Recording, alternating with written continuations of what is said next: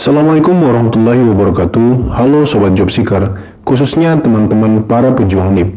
Akhir-akhir ini banyak sekali media yang memberitakan bahwa proses pendaftaran seleksi CPNS dan P3K diundur yang awalnya sudah terjadwal tanggal 31 Mei 2021.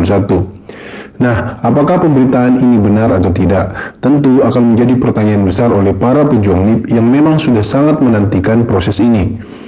Nah, tanpa panjang lebar, langsung saja kita simak pembahasannya. Tapi sebelum lanjut, jangan lupa bantu Mimin untuk mengembangkan channel ini dengan cara like, subscribe, dan bunyikan tanda loncengnya agar teman-teman selalu update info terkait dunia kerja, lowongan kerja, serta info CPNS dan P3K tahun 2021. Oke, ini dia penjelasannya. Check this out.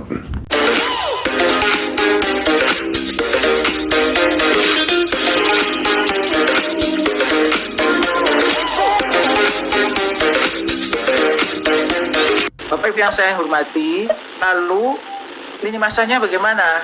Ini ada perubahan ya, mulai dari sini saya ingin menyampaikan beberapa perubahan. Perubahannya adalah, kalau di sini pendaftarannya itu belum dibuka ya Bapak Ibu.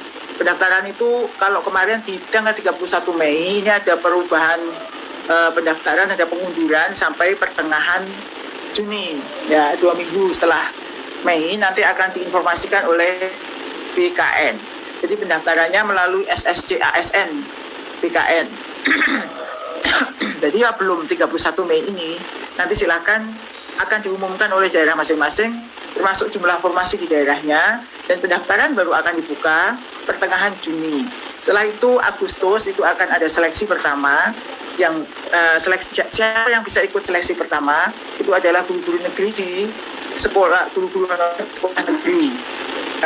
Jika misalnya guru honorer sekolah itu tidak ada formasi di sekolahnya, misalnya DKI tidak mengajukan formasi guru matematika untuk SMP 1, sementara saat ini jadi DKI tidak mengajukan formasi untuk guru matematika SMP 1. Nah, padahal di situ ada guru honorer guru matematika, maka guru matematika tersebut bisa memilih formasi di sekolah lain. Khusus jadi ujian pertama ini khusus untuk guru honorer di sekolah negeri. Jadi kalaupun di sekolahnya tidak dibuka formasi, sementara di sekolah itu ada guru honorer, maka bisa memilih di sekolah lain.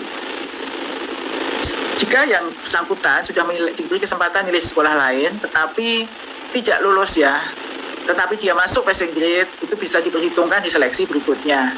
Jadi seleksi berikutnya, harapannya nanti setelah Agustus ini, rankingan, pengumuman, masa sanggah, pemberkasan, dan lain sebagainya, itu selesai di sini, di bulan September. Lalu nanti Oktober itu adalah ujian seleksi kesempatan kedua. Bagi yang tidak lulus di seleksi kesempatan 1, bisa ikut di seleksi kesempatan kedua. Siapa yang boleh ikut di seleksi kesempatan kedua? Seluruhnya.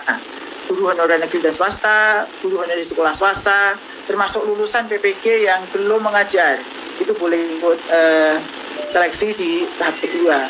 Kemudian baru nanti pada yang kedua itu November nanti pengangkatan, pemberkasan, dan lain sebagainya. Baru yang tidak lulus itu langsung bisa ikut di seleksi tahap ketiga. Jadi masih ada 3 kali seleksi. Kalau berdasarkan perhitungan kita, itu 540.000 jumlah, termasuk di dalamnya adalah guru agama. Itu kira-kira kalau akhir tahun itu bakalan terangkat semua gitu. Kalau melihat peluang dan tantangan dan kesempatan, karena dari sisi substansi ujian pun kita sesuaikan dengan kemampuan ya, tidak sama dengan seleksi kompetensi teknis CASN.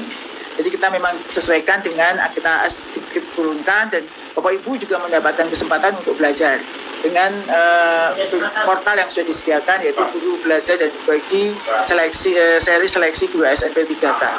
Itu kita hitung-hitungan sedikit sekali yang tidak terwadahi lah, karena kesempatannya banyak tetapi formasinya tidak sebesar yang diharapkan. Bapak Ibu yang saya cintai, ini tentang lini masa. Nah, lini masanya sudah jelas ya, sudah dicatat Bapak Ibu, sudah ada update sedikit. Lalu bagaimana jumlahnya, formasinya. Jadi Bapak Ibu kalau untuk DKI, kita lihat di sini